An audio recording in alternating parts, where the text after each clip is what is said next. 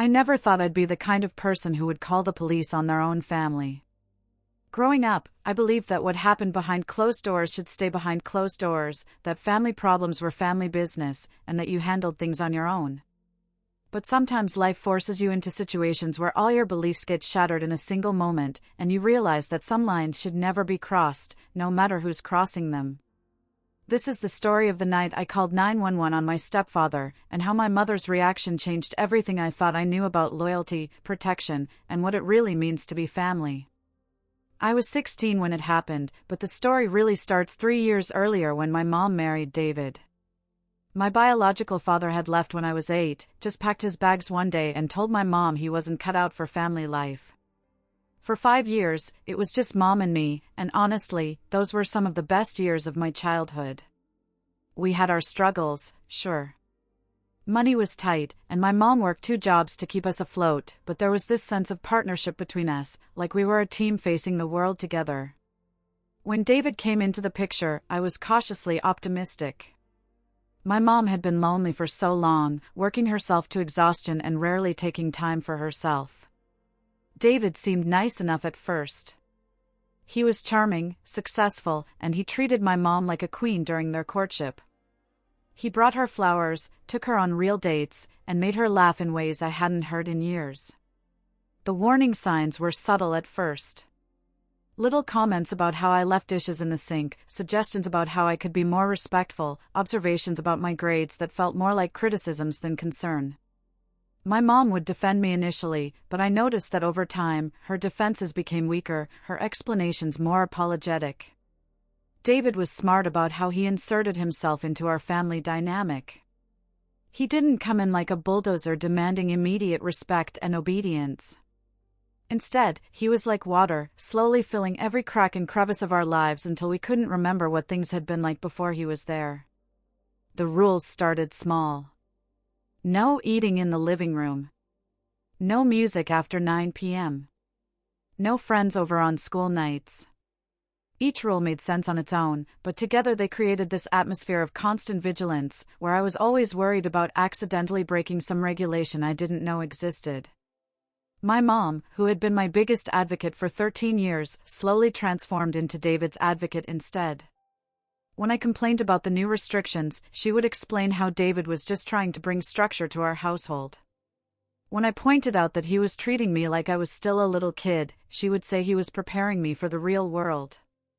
When I asked why everything had to change just because he moved in, she would get this pained look in her eyes and ask me to please just try to make this work for our family. The worst part was watching my mom lose herself piece by piece. The woman who had been fierce and independent, who had raised me on her own with such strength and determination, gradually became smaller and more anxious. She started asking David's permission for things she had always decided on her own. She stopped playing her music when he was home. She even changed the way she dressed, trading her bright colors and bold patterns for muted tones that David said were more appropriate for a woman her age. I tried to talk to her about it, but every conversation ended the same way. She would insist that David was a good man who loved our family, that relationships required compromise, and that I needed to be more grateful for everything he was doing for us. When I pointed out that she seemed unhappy, she would get defensive and accuse me of trying to sabotage her happiness because I couldn't handle not being the center of her attention anymore. The physical intimidation started gradually too. At first, it was just David standing too close when he was angry, looming over me while he lectured me about my behavior. Then it escalated to grabbing my arm when he wanted my attention, gripping just hard enough to leave fingerprint bruises that I learned to hide under long sleeves. My mom either didn't notice or chose not to notice. When I tried to tell her that David had hurt me, she would look at the barely visible marks and say that I was being dramatic, that David was just trying to get through to me, that sometimes physical guidance was necessary when words weren't enough. The gaslighting was relentless. David would do or say something that made me uncomfortable or angry, and then when I reacted, he would act like I was being oversensitive or disrespectful. My mom would inevitably take his side, telling me that I had misunderstood his intentions, that I was looking for problems where none existed, that I needed to work on my attitude if I wanted our family to function harmoniously. I started feeling like I was losing my mind. My memories of incidents didn't match their explanations. My perceptions of David's behavior were constantly being corrected and minimized. I began to doubt my own instincts, wondering if maybe I really was just a difficult teenager who couldn't handle having a father figure in my life. School became my refuge. I threw myself into academics and extracurricular activities, anything that would keep me away from home for as long as possible. My grades actually improved because I preferred doing homework in the library to sitting in our living room walking on eggshells around David's moods. My friends started noticing changes in me. I stopped inviting people over because I never knew what kind of mood David would be in or what arbitrary rule might be violated. I became more withdrawn, more anxious, more careful about everything I said and did. When they asked if everything was okay at home, I would deflect with jokes or change the subject because I didn't know how to explain what was happening without sounding crazy. The social isolation made everything worse. Without outside perspectives to validate my experiences, I became even more dependent on my mom and David's version of reality. They were telling me that this was normal, that all families had adjustments when step-parents joined the picture, that I just needed to be more mature and understanding. But deep down, I knew something was terribly wrong. I could feel it in my body, the way my stomach would clench when I heard David's car in the driveway, the way my heart would race when he called my name in that particular tone that meant I was in trouble for something. My instincts were screaming at me that I wasn't safe, but everyone around me was telling me that my instincts were wrong. The breaking point came on a Tuesday night in March. I had been working on a group project for history class, and we had arranged to meet at my house because it was centrally located for everyone. I had asked my mom for permission the week before, and she had said it would be fine as long as we kept the noise down and cleaned up after ourselves. But when David came home from work and found 4 of my classmates spread out in the living room with textbooks and poster boards, he was furious. Not just annoyed or inconvenienced, but genuinely, explosively angry in a way that made my friends stop talking mid-sentence and stare at him with wide, uncomfortable eyes. He demanded to know who had given me permission to turn our home into a circus. When I explained that Mom had said it was okay, he told me that Mom wasn't the one who paid the mortgage and that her permission meant nothing without his approval. He ordered my friends to pack up their stuff and leave immediately, right then, even though we hadn't finished our work and the project was due the next day. I was mortified. My friends gathered their things in awkward silence while David stood there glowering at all of us like we had committed some terrible crime. After they left, I tried to explain to David that this was important for my grade, that we had planned this for weeks, that Mom really had given me permission. That's when he exploded. The verbal assault was unlike anything I had experienced before. David screamed at me about being a selfish, entitled brat who had no respect for his house or his rules. He called me ungrateful and manipulative, said I was just like my biological father, a lazy person who expected everyone else to cater to my needs. He accused me of deliberately trying to embarrass him in front of my friends, of plotting to undermine his authority in his own home. I tried to defend myself, to explain that I hadn't meant any disrespect, that I was just trying to get my homework done. But every word I said seemed to make him angrier.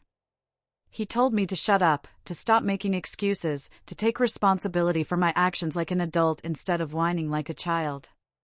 When my mom came home from work and found us in the middle of this confrontation, I thought she would defend me. I thought she would tell David that she had indeed given me permission, that this was all a misunderstanding, that his reaction was disproportionate to what had actually happened. Instead, she immediately went into damage control mode. She apologized to David for the confusion, said she should have checked with him before giving me permission, promised it wouldn't happen again. When I looked at her with betrayal and confusion, she gave me a warning look that clearly said not to make things worse. But I couldn't just stand there and let this happen. I couldn't pretend that this was normal or acceptable. Something inside me snapped, and I found myself raising my voice, telling David that he couldn't just come into our house and terrorize us like this, that he had no right to treat me like garbage for doing something my own mother had approved. The words were barely out of my mouth before his hand connected with my cheek. The slap was so sudden and so forceful that it knocked me sideways. My face exploded with pain, and I could taste blood where my teeth had cut the inside of my mouth. For a moment, the room was completely silent except for the ringing in my ears and the sound of my own ragged breathing. I looked at my mom, expecting her to immediately intervene, to protect me, to tell David that hitting me was absolutely unacceptable no matter how angry he was. But she just stood there, frozen, her face pale with shock but her mouth firmly closed. David, meanwhile, was breathing heavily, his face red with rage and what might have been shame.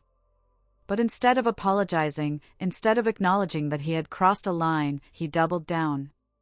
He told me that this was what happened when children didn't know their place, that maybe now I would think twice before disrespecting him in his own home.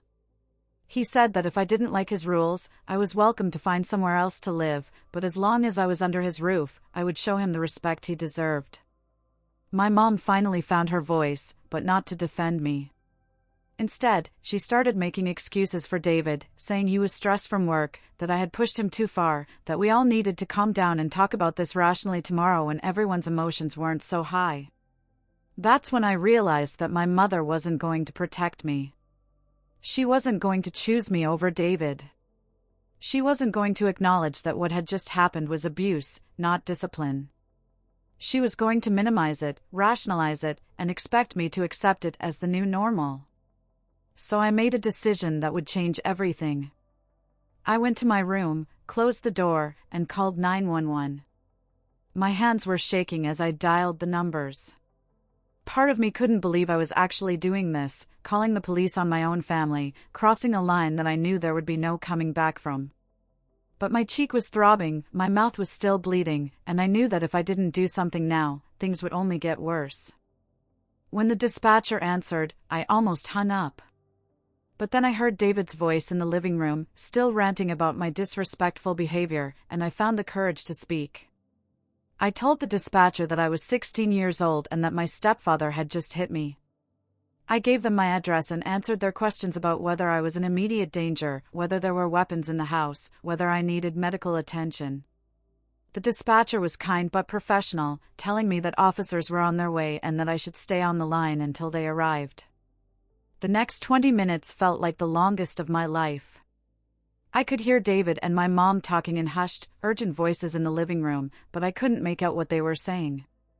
I kept touching my cheek, which was swelling and tender, and spitting out the blood that kept pooling in my mouth. When the doorbell rang, I heard my mom answer it, her voice high and artificially bright as she greeted the officers. I stayed in my room until one of them knocked on my door and asked if I was the person who had called. There were two officers, a man and a woman, both probably in their 30s. They were professional but gentle as they asked me to explain what had happened. I told them about the confrontation, about David hitting me, about my mom's failure to intervene or protect me. They took photos of my face, which was already showing signs of bruising, and they asked detailed questions about the incident and about whether this was the first time something like this had happened. I was honest with them about the escalating pattern of intimidation and control, about how David had been pushing boundaries for months, about how isolated and scared I had been feeling. They listened without judgment and took careful notes, and for the first time in a long time, I felt like adults were taking my safety seriously. Meanwhile, I could hear the officer's partner interviewing David and my mom in the living room. Their voices were too low for me to make out specific words, but I could hear the defensive tone in David's responses and the increasingly frantic pitch of my mom's explanations. After about an hour, the officers told me that they were going to arrest David for domestic violence and that he would be taken to jail pending a court hearing. They explained my options for filing a restraining order and gave me information about victim services and counseling resources. They also told me that Child Protective Services would likely be contacted and that someone would follow up with me within the next few days to ensure my safety and well-being. The female officer gave me her card and told me to call if I felt unsafe or if David tried to contact me after he was released on bail. As they were leading David out of the house in handcuffs, he looked at me with such hatred and fury that I actually took a step backward. He didn't say anything, but his expression made it clear that he blamed me entirely for what was happening, that in his mind, I was the villain in this story, the ungrateful child who had destroyed his life out of spite and malice. But it was my mom's reaction that really broke my heart. After the police car pulled away with David inside, she turned to me with tears streaming down her face and absolute fury in her eyes. She didn't ask if I was okay. She didn't comfort me or acknowledge what I had been through. Instead, she screamed at me like I had never heard her scream before. She told me that I had ruined everything, that I had destroyed our family, that I had thrown away the best thing that had ever happened to us out of selfishness and spite. She said that David was a good man who had been trying to help me become a better person, and that I had repaid his kindness by having him arrested like some kind of criminal. She accused me of being dramatic and manipulative, of calling the police just to hurt David because I couldn't stand not being the center of attention anymore. She said that what had happened wasn't abuse, it was discipline, and that maybe if my biological father had disciplined me more, I wouldn't have turned out to be such a difficult child. The words hit me harder than David's slap had. This was my mother, the person who was supposed to love and protect me unconditionally, telling me that I deserved to be hit, that I was the problem, that I had brought this on myself. She told me that I had better hope David didn't lose his job over this, because if he did, we would lose the house and end up homeless, and it would be all my fault. She said that if I thought things were bad before, I had no idea how much worse I had just made them for everyone. I tried to explain to her that what David had done was wrong, that hitting a child was illegal, that the police wouldn't have arrested him if it wasn't serious. But she didn't want to hear it. In her mind, I was the aggressor, David was the victim, and I had committed an unforgivable betrayal by involving outsiders in our family business. That night, she made me sleep on the couch because she said she couldn't stand to look at me. I lay awake in the dark, my face throbbing, replaying the evening over and over in my mind. I kept wondering if I had made a terrible mistake, if maybe my mom was right and I had overreacted, if I had just destroyed my family for no good reason. But every time I started to doubt myself, I would touch my swollen cheek and remember the look in David's eyes when he hit me, the complete lack of remorse or recognition that what he had done was wrong. I would remember the months of escalating intimidation, the constant walking on eggshells, the way my mom had changed from the strong, independent woman who raised me into someone who cowered and made excuses for her husband's behavior. The next few days were a nightmare. David was released on bail with a restraining order that prohibited him from coming to the house or contacting me directly. My mom spent most of her time either crying or raging at me for what I had done to our family. She blamed me for everything, David's arrest, the legal fees, the gossip that would inevitably spread through our small town, the potential impact on her relationship. She refused to consider that maybe David's behavior had been the problem, that maybe I had been trying to survive in an increasingly hostile environment, that maybe her failure to protect me had forced me to protect myself. In her mind, I had chosen to be difficult, chosen to reject David's attempts at parenting, chosen to destroy our family rather than just comply with reasonable rules and expectations. The support I received from school counselors and victim services helped me understand that my mom's reaction, while devastating, wasn't uncommon. They explained that many parents, especially mothers in abusive relationships, often blame the child rather than the abuser because it's psychologically easier than acknowledging that they failed to protect their child or that they chose their partner over their child's safety. They helped me understand that my mom's response was about her own fear, guilt, and trauma, not about my actions or their consequences. She was terrified of losing David, of being alone again, of facing the financial and emotional challenges of single parenthood. It was easier for her to be angry at me than to confront the reality that she had allowed her child to be abused. But understanding her reaction didn't make it hurt any less. I had lost not just my stepfather, but my mother too.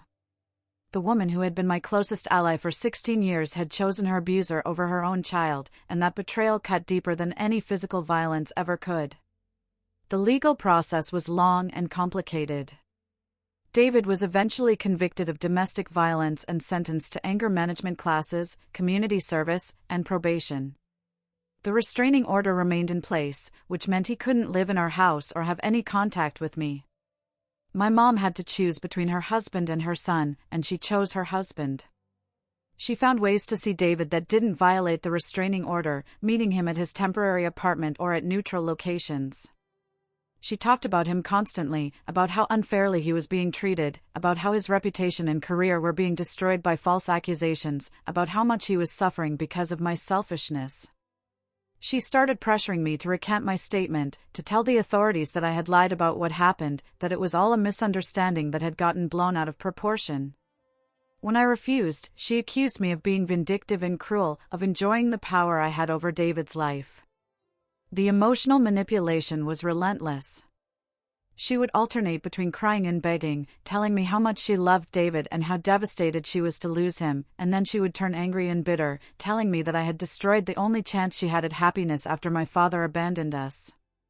I started seeing a therapist through the Victim Services program, and for the first time, I had a safe space to process what I was experiencing. Dr. Sarah helped me understand that what I had endured wasn't just physical abuse, but emotional and psychological abuse that had been building for years. She helped me recognize the patterns of control and manipulation that David had used, the way he had isolated me from my support systems, eroded my self-confidence, and created an environment where I constantly doubted my own perceptions and instincts.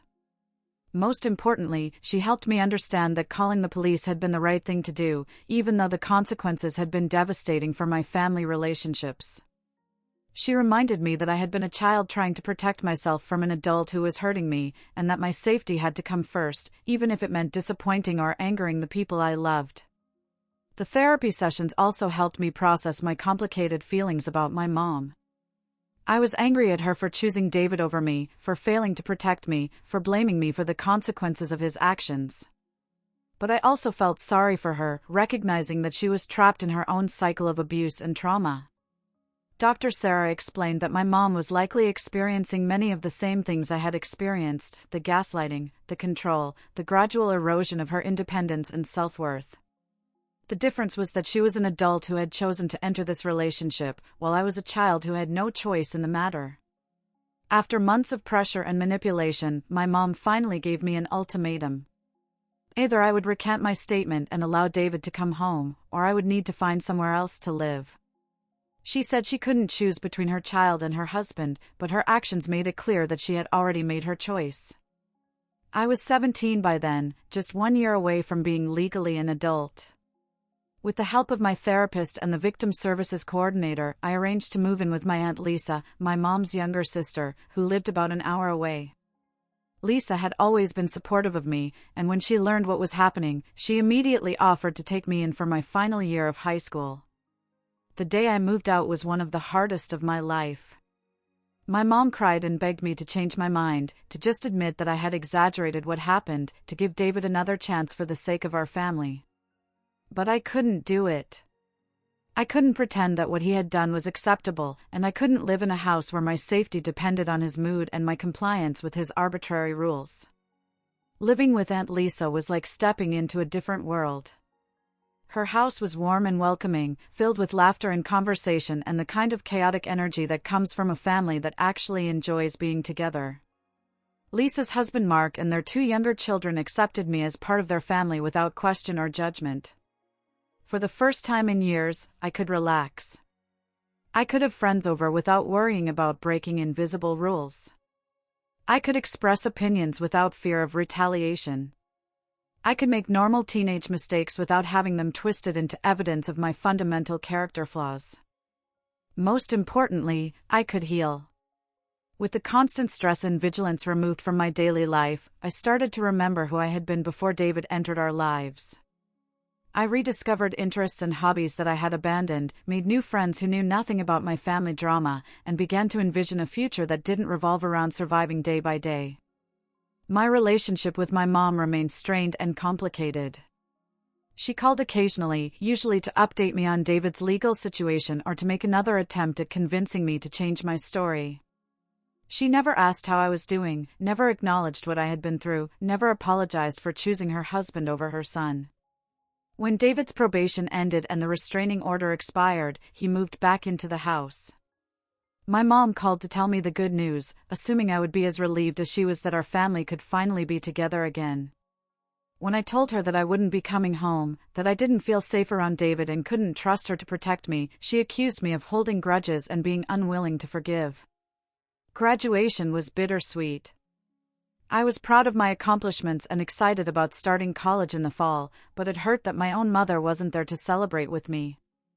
She had chosen not to attend because David wasn't invited, and she said it wouldn't be fair to him for her to participate in an event that excluded him. Lisa and Mark stepped in to fill that role, cheering loudly when my name was called and taking dozens of pictures afterward. Their presence didn't completely fill the hole left by my mom's absence, but it reminded me that family isn't just about blood relations, it's about the people who choose to love and support you unconditionally. College was a fresh start in every sense. I was hundreds of miles away from home, surrounded by people who knew nothing about my past, free to reinvent myself and explore who I wanted to become.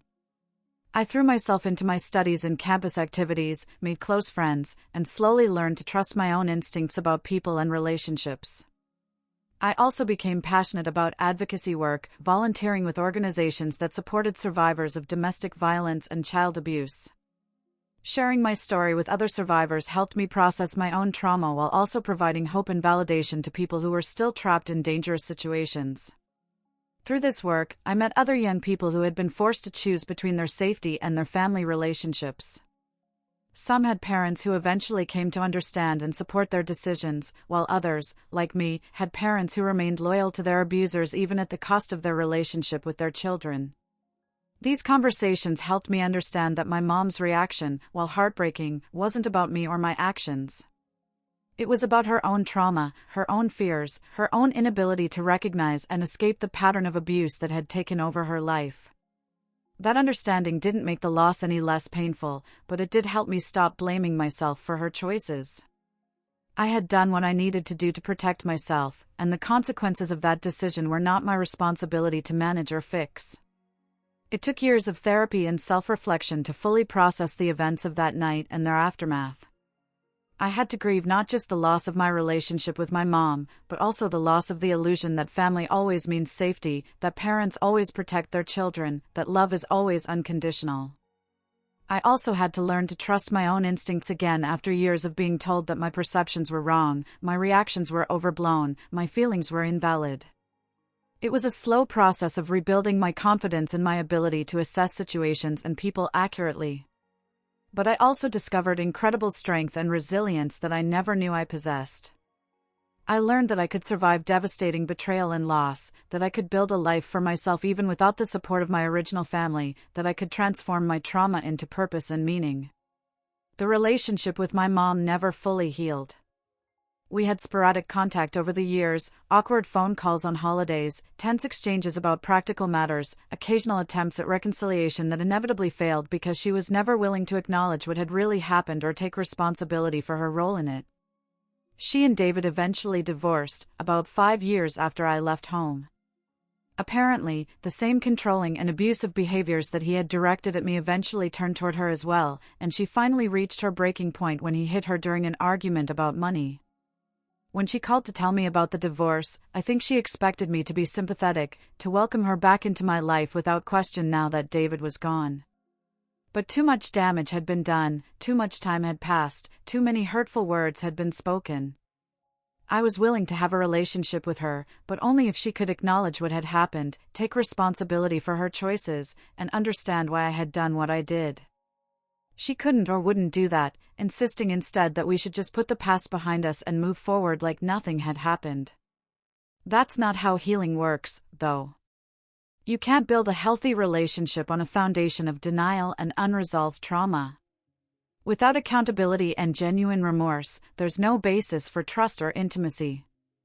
I'm in my 30s now, married to a wonderful partner who knows my whole story and loves me not despite my past but because of how it shaped me into the person I am today. We have 2 young children, and becoming a parent myself has given me an even deeper understanding of how badly my mom failed in her most basic responsibility to protect her child. I can't imagine any scenario where I would choose a romantic partner over my children's safety and well-being. The idea is so foreign to me that it's almost incomprehensible, yet I know that many parents make that choice every day, often without even realizing they're doing it. My experience has made me hypervigilant about my children's safety, sometimes to a fault. I watch for signs of discomfort or fear when they're around other adults. I ask detailed questions about their interactions with teachers, coaches, and family friends. I've taught them that their bodies belong to them, that they have the right to say no to physical contact that makes them uncomfortable, and that they should always tell me if someone hurts them or makes them feel unsafe. Most importantly, I've promised them that I will always believe them and always protect them, no matter what. I've told them that there is nothing they could ever do that would make me choose someone else over them, that my love and protection are unconditional and permanent. I also work professionally in the field of child protection now, helping families navigate the aftermath of abuse and trauma. My personal experience gives me credibility and insight that I couldn't have gained through education alone, and I've been able to help countless families heal and rebuild in ways that mine never could. Part of my work involves training professionals to recognize the signs of abuse and to respond appropriately when children disclose maltreatment. I often share my story as an example of how important it is to believe children when they report abuse, and how devastating it can be when the adults in their lives fail to protect them. I also speak to parent groups about the dynamics of domestic violence and how it affects children, even when they're not the direct targets of the abuse. Many parents don't realize that children are always victims when there's domestic violence in the home, whether they're being hit themselves or just witnessing the abuse of a parent. These presentations are always emotional for me, but they're also incredibly rewarding when I see the recognition in parents' eyes, the moment when they understand how their own experiences might be affecting their children, and their commitment to breaking the cycle of trauma in their families. The night I called the police on my stepfather was the worst night of my life in many ways, but it was also the night I saved my own life. By refusing to accept abuse as normal or acceptable, by choosing my safety over family loyalty, by believing in my own worth even when the people who were supposed to love me didn't, I broke a cycle that could have continued for years. I paid a high price for that decision. I lost my relationship with my mother, at least the relationship I had hoped to have with her. I faced years of guilt and self-doubt, wondering if I had overreacted or made the wrong choice. I had to rebuild my sense of family and belonging from scratch, creating a chosen family of people who truly love and support me. But I also gained something invaluable, the knowledge that I could protect myself, that I could trust my own instincts, that I deserved to be treated with respect and kindness. I learned that sometimes doing the right thing means making choices that others won't understand or approve of, and that my safety and well-being are worth fighting for even when it's difficult or painful.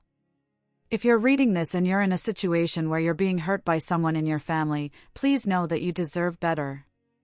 You deserve to feel safe in your own home. You deserve adults who protect you instead of making excuses for the people who hurt you. You deserve to have your voice heard and your experiences believed. Calling for help doesn't make you a traitor or a troublemaker. It makes you brave. Standing up for yourself doesn't make you selfish or ungrateful. It makes you strong. Choosing your safety over family loyalty doesn't make you a bad person. It makes you wise. The adults in your life might not understand your decision. They might blame you for the consequences that follow. They might try to convince you that you're overreacting or that what's happening to you isn't really abuse. But you know what you've experienced, and you have the right to protect yourself even when others won't protect you. There are people who will believe you and help you. There are resources available, hotlines you can call, adults at school who are trained to help, organizations dedicated to supporting young people in dangerous situations. You don't have to face this alone, and you don't have to suffer in silence. The path forward might be difficult and painful, and the relationships in your life might change in ways that hurt deeply. But you are stronger than you know, and you deserve a life free from fear and violence. That life is possible, even when it doesn't feel like it, even when everyone around you is telling you to accept less than you deserve. Trust yourself. Protect yourself. Ask for help. You are worth saving, and your future self will thank you for having the courage to take that first step towards safety and healing. The night I called 911 changed everything, but it also saved everything that really mattered, everything that made me who I am today, everything that made it possible for me to build a life filled with love, safety, and purpose. Your life matters too, and you have the power to change your story starting right now. The years that followed my decision to leave home taught me lessons I never expected to learn at such a young age. Living with Aunt Lisa's family showed me what healthy relationships actually looked like, and the contrast was startling. In their house, disagreements were handled through conversation, not intimidation. Mistakes were met with guidance, not rage. Love was expressed through actions, not control. I remember the first time I accidentally broke a dish while helping with dinner. I immediately tensed up, preparing for an explosion of anger, ready to apologize profusely and accept whatever punishment was coming. Instead, Lisa just handed me a broom and said, "Accidents happen, that's why we have insurance on the good china." The relief I felt was overwhelming. I actually started crying right there in the kitchen, which confused everyone until I explained what I had been expecting. Those moments of realization kept happening throughout my senior year. When I came home past curfew after a school dance, I was prepared for a lecture about responsibility and consequences. Instead, Mark asked if I'd had fun and reminded me to text next time so they wouldn't worry. When my grades slipped in calculus, I braced myself for accusations of laziness and threats about my future. Instead, Lisa helped me find a tutor and offered to pay for extra help. Living in that environment helped me understand just how abnormal my previous situation had been. David's behavior wasn't strict parenting or necessary discipline, it was systematic intimidation designed to maintain control. My mom's responses weren't supportive partnership, they were enablement of abuse. The healing process wasn't linear or simple. Even years later, I would sometimes catch myself over-apologizing for minor mistakes or flinching when someone raised their voice, even in playful excitement. Therapy helped, but some responses were so deeply ingrained that they took conscious effort to unlearn. Dr. Sarah introduced me to the concept of complex trauma, explaining how prolonged exposure to abuse affects brain development and stress responses. She helped me understand that my hypervigilance and people-pleasing behaviors weren't character flaws, they were survival mechanisms that had served their purpose but were no longer needed. One of the most difficult aspects of recovery was learning to trust my own perceptions again. David and my mom had spent years convincing me that my instincts were wrong, that my reactions were overblown, that my memories weren't reliable. Reclaiming confidence in my ability to assess situations and people accurately took years of practice and validation. College provided opportunities to test these new skills in relatively safe environments. I learned to set boundaries with roommates who wanted to borrow my clothes without asking. I practiced saying no to social activities that didn't interest me without feeling guilty. I gradually learned to speak up in class discussions without worrying that my opinions were invalid or unwelcome. Dating was particularly challenging. I had to learn the difference between healthy relationship dynamics and the toxic patterns I had grown up witnessing. My first serious relationship in college was with someone who, while not abusive, was controlling and possessive in ways that felt familiar and therefore somehow safe. It took the gentle intervention of friends who cared about me to help me recognize that just because something felt familiar didn't mean it was healthy. They pointed out how much I changed when I was with him, how I stopped expressing opinions that differed from his, how I started asking his permission for things I should have been able to decide for myself. Breaking up with him was terrifying because it meant choosing uncertainty over the false security of a controlling relationship. But it was also liberating, proving to myself that I could recognize unhealthy patterns and make different choices, even when those choices were difficult. My involvement in advocacy work during college wasn't just about helping others, it was also part of my own healing process. Every time I shared my story with other survivors, I reinforced my own understanding of what had happened to me and why my decision to call the police had been necessary and brave. I met young people who had called Child Protective Services on their parents, adults who had filed restraining orders against spouses, teenagers who had chosen foster care over remaining in abusive homes. Each story was different, but the common thread was the incredible courage it took to prioritize safety over loyalty, truth over family harmony. These connections helped me build a chosen family of people who understood trauma and recovery in ways that blood relatives sometimes couldn't. We supported each other through flashbacks and panic attacks, celebrated each other's milestones and achievements, and created the kind of unconditional love and acceptance that we had been denied in our original families. One survivor I met during this time became like a sister to me. Sarah had been sexually abused by her father from the age of 7 until she found the courage to tell a teacher when she was 14. Like me, she had faced disbelief and blame from her mother, who chose to stay with her husband rather than protect her daughter. Sarah and I would spend hours talking about the complicated grief we felt for the mothers we had lost, not to death, but to their inability to protect us. We mourned the relationships we had hoped to have, the mothers we needed them to be, the unconditional love and support that should have been our birthright. But we also celebrated our own strength and resilience. We had survived experiences that might have broken other people. We had found the courage to speak truth to power, even when the cost was enormous.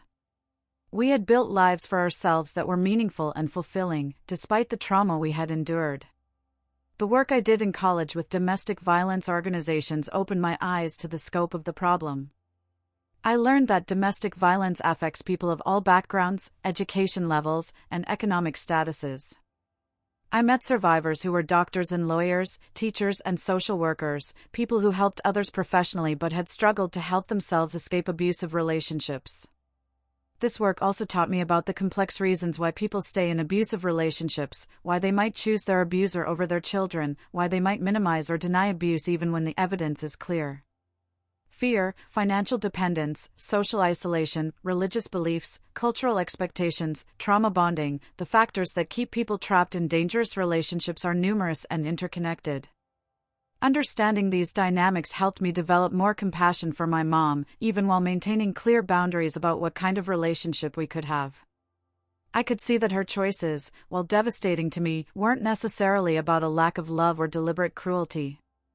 They were about her own trauma and fear, her own survival mechanisms, her own inability to break free from patterns that had been established long before I was born. This understanding didn't mean I was willing to accept ongoing harm or pretend that her choices hadn't damaged our relationship. But it did help me release some of the anger and resentment I had been carrying, which in turn freed up emotional energy for healing and growth. When I started graduate school in social work, I was able to study these dynamics more formally. I learned about attachment theory and how early relationships shape our ability to form healthy connections throughout our lives. I studied the intergenerational transmission of trauma and how patterns of abuse get passed down through families until someone finds the courage to break the cycle. This academic knowledge complemented my personal experience in powerful ways. I could understand intellectually what I had experienced emotionally, and I could help other survivors make sense of their experiences using both professional expertise and lived understanding. My practicum placements during graduate school put me in direct contact with families affected by domestic violence and child abuse. I worked with mothers who were trying to leave abusive partners while maintaining relationships with children who were angry about the disruption to their lives. I counseled teenagers who had disclosed abuse and were struggling with guilt about the consequences for their families. Each case reminded me of my own story while teaching me new aspects of the complex dynamics involved in family violence. I saw children who were loyal to abusive parents despite ongoing harm, parents who genuinely loved their children but couldn't overcome their own trauma enough to protect them effectively, and families who were able to heal and rebuild after intervention and support. These experiences reinforced my understanding that there's no single story about abuse and recovery, no one-size-fits-all solution to family trauma. Each situation is unique, shaped by individual personalities, family history, cultural context, and available resources. But there are universal principles that apply to all situations. Children deserve safety and protection, abuse is never acceptable regardless of the reasons behind it, and healing is possible with appropriate support and intervention. These principles guided my work with families and continue to shape my approach to child protection today. One case that particularly affected me involved a 15-year-old girl named Maria who had called the police when her stepfather became violent during an argument. Like me, she faced blame and rejection from her mother, who accused her of trying to destroy their family. Unlike me, Maria didn't have extended family willing to take her in, and she ended up in foster care while her mother chose her husband over her daughter. Working with Maria reminded me how fortunate I had been to have Aunt Lisa, how different my story might have been without that safety net. It reinforced my commitment to advocating for better support systems for children who find themselves in impossible situations, who have to choose between their safety and their family relationships. Maria and I worked together for 2 years, through multiple placement changes, court hearings, and therapy sessions. I watched her struggle with the same questions I had wrestled with, whether she had done the right thing, whether she was responsible for her family's breakdown, whether she would ever have normal relationships given her traumatic experiences. Slowly, with consistent support and validation, Maria began to heal. She learned to trust her own perceptions, to set healthy boundaries, to envision a future that wasn't defined by her past trauma. When she graduated from high school and started college with a scholarship, I felt the same pride and satisfaction that parents feel watching their children succeed. Cases like Maria's reinforced my understanding of how crucial it is for children to have at least one adult who believes them and supports them unconditionally. Research shows that the single factor, having one caring adult who provides consistent support, can make the difference between thriving and merely surviving after trauma. For me, that person was Dr. Sarah, my first therapist. For Maria, it was her foster mother and the team of professionals who worked with her. For other survivors I've met, it might be a teacher, a coach, a friend's parent, or a sibling.